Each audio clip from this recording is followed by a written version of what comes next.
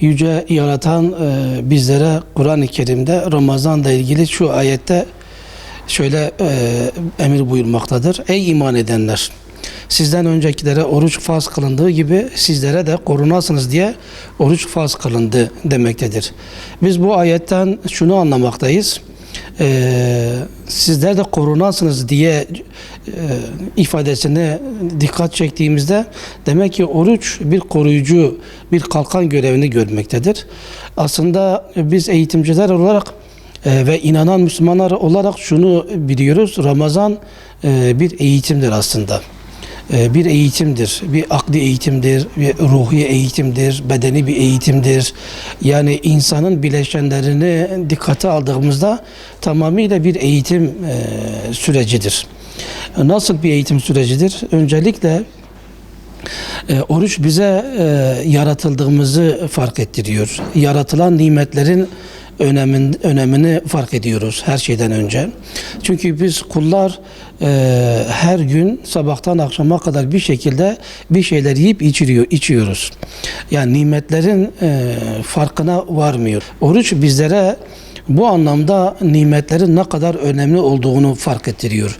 Kulluğumuzu fark ettiriyor. Aciz olduğumuzu fark ettiriyor.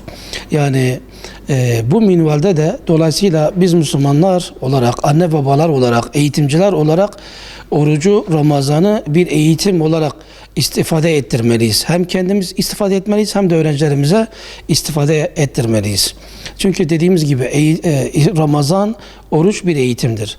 Neyin eğitimidir? Sabırın eğitimidir. Sabahtan akşama kadar yaratıcının emrine itaat ederek dünya nimetlerinden ele tek çekiyoruz, yemiyoruz, içmiyoruz. Oruç başarıyı olumsuz etkiler mi? Hayır, kesinlikle başarıyı olumsuz bir şekilde etkilemez. Belki katkı sunar desek yeridir. Çünkü az önce dedik ya, oruç bir eğitimdir. İnsanın sorumluluk bilincini yerine getirmesini insana hatırlatıyor. Şimdi sorumluluk bilincinde olan bir öğrenci neyi, ne zaman, ne şekilde yapması gerektiğinin bilincindedir. Özür dilerim. Bilincindedir. Bugün tıp ilmi de şunu kanıtlamıştır ki oruç tamamıyla bir yıl içerisinde, 12 ay içerisinde 11 ay boyunca yiyoruz. Bir ay içerisinde ise sağlıklı bir şekilde besleniyoruz. Yani bir ay içerisinde ise sabahtan akşama kadar yemekten kesilerek vücut kendini alıyor, korumaya alıyor, rolantiye alıyor ve vücutta birikmiş olan zararlı maddeler oruçla beraber atıyoruz. Yani bir sıhhattir. Hem bu anlamda bunu dikkate aldığımızda beslenmeye dikkat etmemiz gerektiğinin vurgusunu söylemek istiyorum. Nedir? Ramazan'da bir sahur olayı var. Yani Resulullah sallallahu aleyhi ve sellem sahuru bize kalkmamızı öneriyor. Sahurda bereket vardır diyor. Yani sahur da sabah kahvaltısının yerine geçiyor.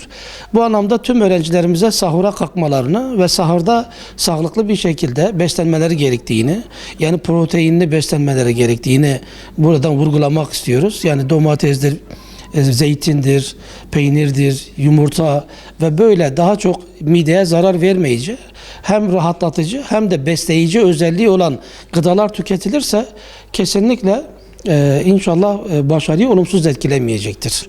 Yani hatta zeka açıyor desek yeridir. Yani çünkü abur cubur beslenmek, fazla yemek hatta olumsuz etkiliyor. İnsanın başarısını olumsuz etkiliyor. Tembelleştiriyor, daha çok uyumak hissi uyanıyor. Az yiyen insanlar daha çok az uyuyor, daha çok başarılı oluyor. Beyin daha sağlıklı besleniyor. Yani oruç beyni kendini formatlıyor aslında. Oruçla beraber, Ramazan'la beraber beynimiz formatlanıyor. Formatlanan beyin okuduğunu daha iyi anlar. Daha zeki olur, daha başarılı olur. Bu anlamda da biz Müslüman aileler olarak çocuklarımıza orucu, Ramazan'ı sevdirmeliyiz. Yani Ramazan bizim başarımız için bir olumsuz etken değil, bilakis başarımızı artırıcı ve kul olduğumuzu hatırlatıcı bir ilahi vazifedir. Yani hatta zeka açıyor desek yeridir. Yani çünkü abur cubur beslenmek, fazla yemek hatta olumsuz etkiliyor. İnsanın başarısını olumsuz etkiliyor. Tembelleştiriyor, daha çok uyumak hissi uyanıyor. Az yiyen insanlar daha çok az uyuyor, daha çok başarılı oluyor. Beyin daha sağlıklı besleniyor. Yani oruç beyni kendini formatlıyor aslında.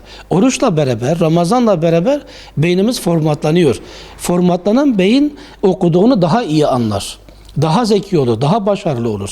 Bu anlamda da biz Müslüman aileler olarak çocuklarımıza orucu, Ramazan'ı sevdirmeliyiz. Yani Ramazan bizim başarımız için bir olumsuz etken değil, bilakis başarımızı artırıcı ve kul olduğumuzu hatırlatıcı bir ilahi vazifedir. Eğitim Bakanlığı'nın da bu sene okullara gönderdiği genelge gereği hamdolsun güzel çalışmalar var. Okullar Ramazan'la ilgili hatırlatıcı süslemeler yapılıyor.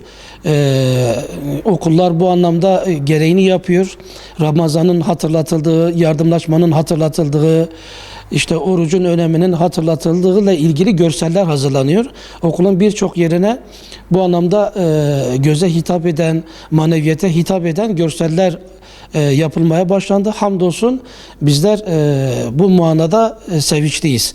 Okulların Ramazan'ı, orucu hatırlatıcı görsellerin asılmasını genelge olarak okullara gönderdiği için bu anlamda bakanımıza teşekkür ediyoruz. Sağ olun.